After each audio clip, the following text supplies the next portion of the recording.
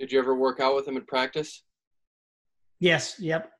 Hundreds and hundreds of times. Yeah. We've had lots of, well, I say good battles. I think after, well, the one thing I learned by working out with John for probably the year I redshirted for about a year there was,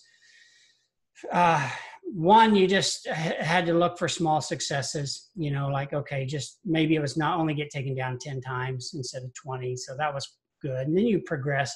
And then you realize that some wrestlers, you have to just figure out, you may not be better, but you just need to figure out a way to beat them.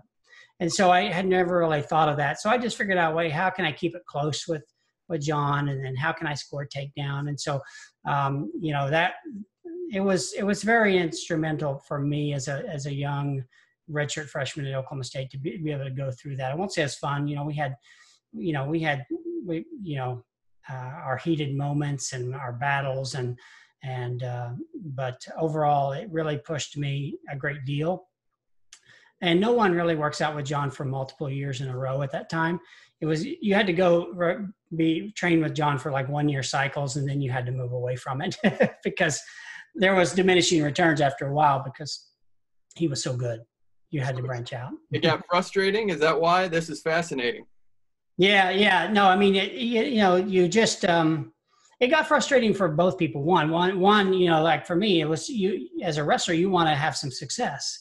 And so you didn't have a lot of success. You got a lot better, but you didn't have you weren't executing takedowns, and you weren't being able to work on your game as much because there was so much survival involved in the training.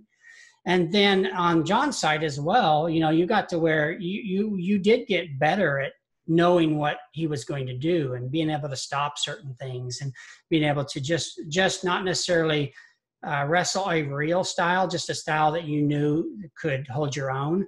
And that became diminishing returns, I'm sure, for John as well. So that's why I think that evolution in trading partners, that really applies not just to wrestling John Smith. That could be anyone.